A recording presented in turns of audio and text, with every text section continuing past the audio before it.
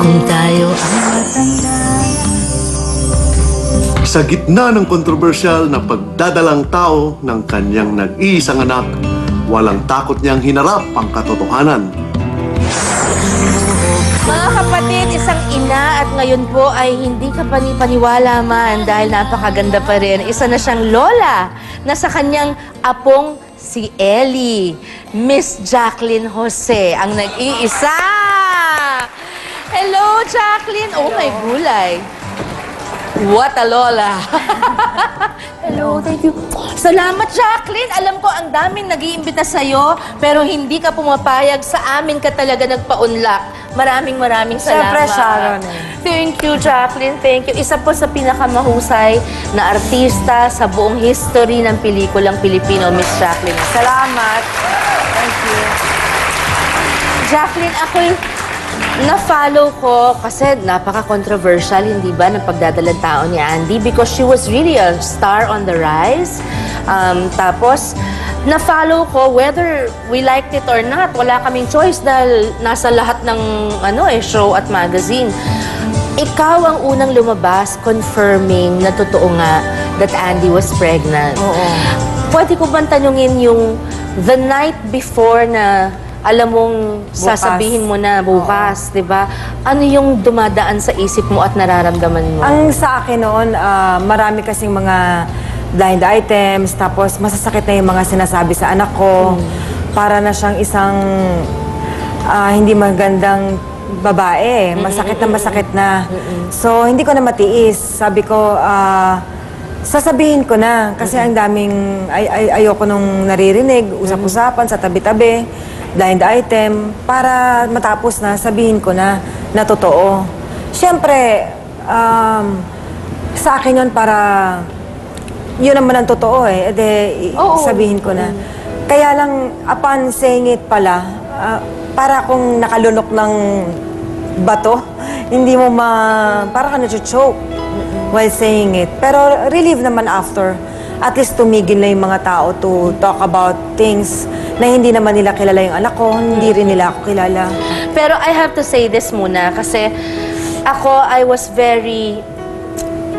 proud of the way you and Andy handled the situation.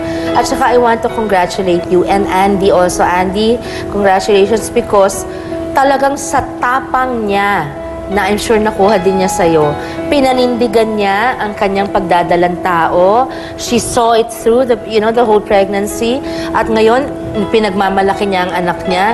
Bihira sa mga bata ngayon, lalo na sa showbiz, ang ganun ang gagawin. Congratulations to you. Thank you. At ano rin naman ako sa kanya, in-admire ko rin naman siya in doing that.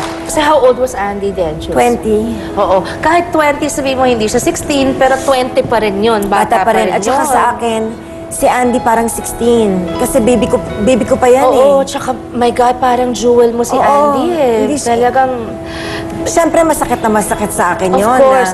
May I ask lang, how was it nung sinabi niya sa'yo? Anong senaryo? Actually, hindi niya sinasabi sa akin. Tinatago niya. Nasa aking room ang mga napkins eh. So alam ko, hindi pa ito nagkakaroon this month. Dahil di Parang nababawasan Hindi yung nababawasan, hindi humihingi. She's like a baby. Lahat nakadepende pa sa akin yan. Everything. Food, anong ulam, everything. So, napansin ko na, Beb, sabi ko, ba't wala ka pa? Ba't di ka pa nagkakaroon? Ganyan ako pag ginigising ko sa umaga. Yeah, delay lang ako. Okay, pero iba yung kutob ng nanay eh. Iba ang kutob ng nanay. 2 months na, syempre, ang lakas na ng kutob ko talaga. Nagtitaping pa siya. Siguro gulong-gulong isip niya na tapusin niya na muna yung taping. Bago niya i-focus yung mind niya that she is pregnant, blah, blah. Every night, breakdown ako.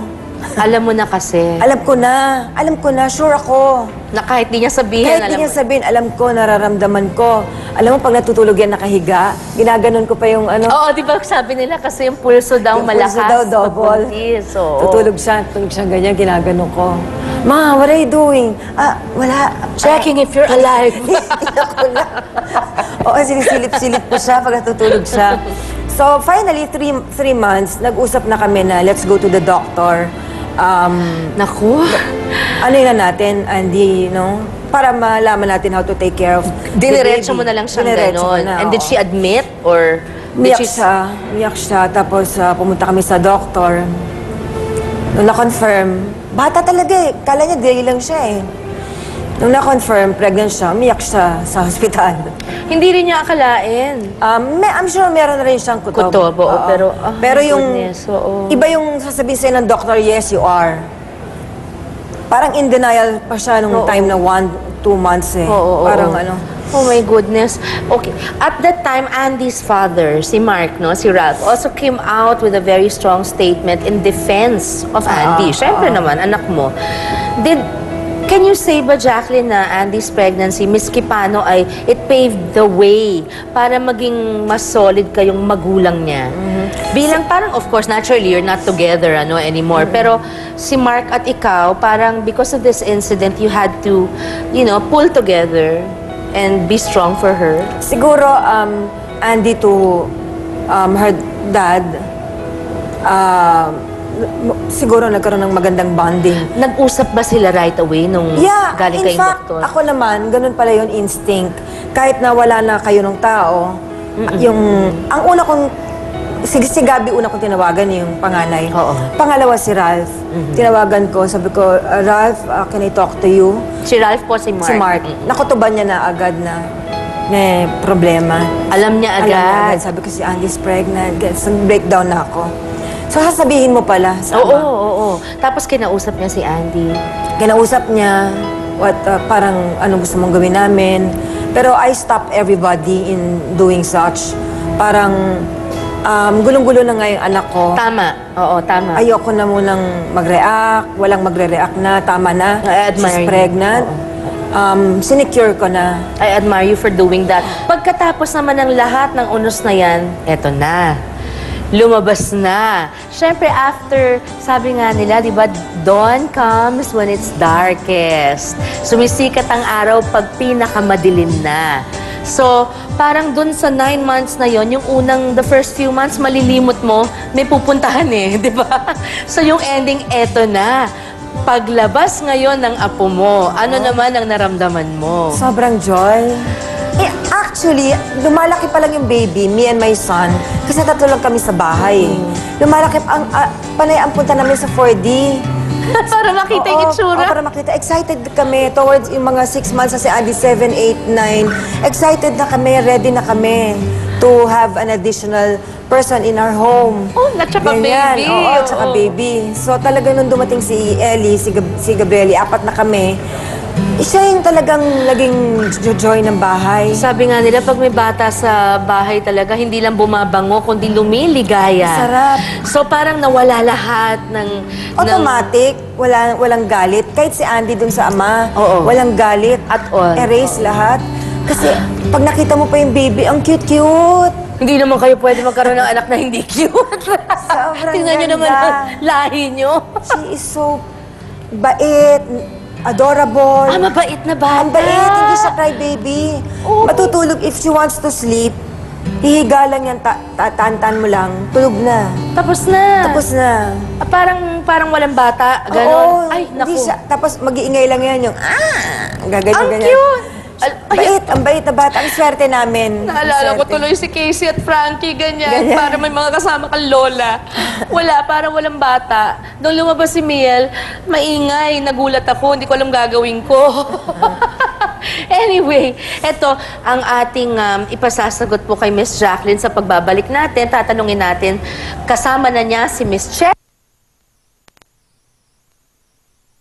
Pag dumating pa ang love life sa kanilang buhay. Nasagot na ng konti ni Cheska yan, pero si Jacqueline hindi pa. Paano sila po-posisyon ngayon bilang mga lola, hindi lang bilang mga mami? Sa pagbabalik po namin yan, wag po kayong alis.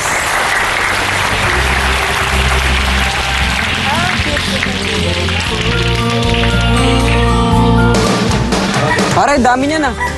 Balato ng lola ko. Bakit? Nanalo sa loto? Tinad kasi siya ng crush niya sa Facebook. Finally, pagpunta mo sa ospital, Lumabas na. oh, Nakita na ng TV Patrol bago ko pa makita. Diyos.